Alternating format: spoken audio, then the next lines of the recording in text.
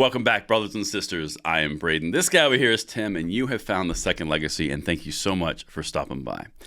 Now, what we've got today is another live caller. These things are proving to be extremely valuable because they get to the root of where the 2A community is. Beyond just watching YouTube videos, they're actually diving into something deeper, and we'd love to have them. If you want to be on there, there is a description box document right down there, a Google Doc. Make sure you hit it. You can get on the channel, and we'd love to have you. And as we are here, if you like the channel, if you want to help it grow, please hit that like button, subscribe to the channel, and turn the notification bell on. But with that out of the way, we've got Tim, we've got the caller. Kenny, thank you so much for calling in. What you got for us, my man?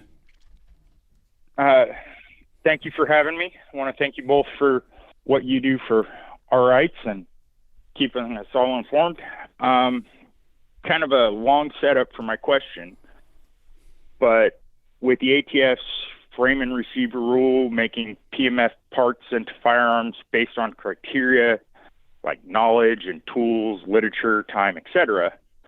One thing I'm not seeing in all of the arguments against it is, basically with the DoD's own improvised munitions handbook and everything else out there, there's ways that people can go to a hardware store, come out with all the things that they need to make a improvised handgun or rifle, and do things like we saw last year in Japan. So basically, why is that argument not being made? It's a lot easier to do that, a lot less knowledge, and ease of access is everywhere. That's a really good question. That's a genuinely good question. Tim, you want to crack on that first? I'll follow up, or you want me to lead on that one? You go ahead and take the lead on this one. Okay, cool. So if you guys are not familiar, what he's kind of referencing is, of course, I'm sure you guys are aware Biden put forward some ghost gun regulations, and he was talking about personally made firearms, and where this really dives down to is the arguments that are being heard in the tactical machining case in Texas. Now, this is an incredibly important case. I mean, he even mentioned a few times, and by the way, Kenny, legit props for knowing all of this information, because that's some in-the-weeds stuff you just provided, which was really legit. When he's talking about manuals, when he's talking about First Amendment, when he's talking about Second Amendment, in that case in tactical machining in Texas, there was actually an argument against the ATF for a few different things. One was you can't just change your interpretation of the idea of definition of a firearm ad hoc without good reason. That was one of the things the court hit. But the other thing that the defendants hit, again, this is tactical machining against the ATF. Something else that they hit was you can't infringe upon the First Amendment rights of these companies because you're saying you cannot have written instructions inside these kits. And that was a big part of it. And written instructions is kind of getting to the root of that question. So, like I said, just to reiterate, Kenny, that's a very good question. It's a very good angle. I think the reason that they're not hitting from a mainstream level on the gun argument side of it, I think the reason they aren't hitting that is because you're getting into a different area away from the actual infringement that occurred. Because yes, you are absolutely correct. And you saw a really good example in Japan with Shinzo Abe's assassination. You had literally a homemade improvised device that was used. I mean, we had a lot of stuff around that time on our different channels, like different channels throughout the spectrum, where we're really hitting on the idea of gun control didn't work here, and that's kind of alluding to that point. But I think the real reason that you don't hear a lot of that is because it's getting away from the First Amendment issues, it's getting away from the Second Amendment issues, and it's going into a, well, if that, then this. I think that's why that argument is not being made. Does that make sense? I mean, did I land that plane? Because that was a convoluted explanation. Yeah, it's kind of a very nuanced question. Mm-hmm. So, yeah. So, Tim, I mean, I don't want to hog the whole mic time. What you think about that, man? Yeah, kind of another side of this discussion is the Biden administration.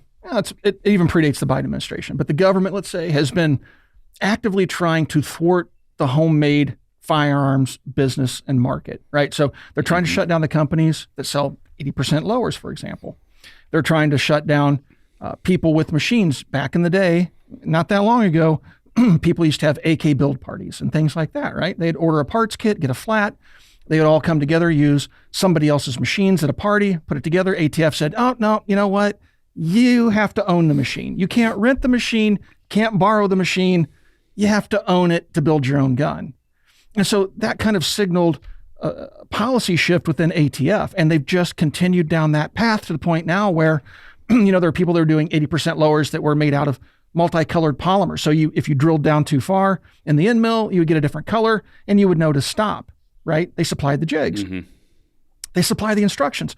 And the anti-gunners are attacking this from all different angles, and the ATF, because unfortunately they're, at least at the leadership level in DC, they're anti-gun. And so they're serving the agenda of the current administration.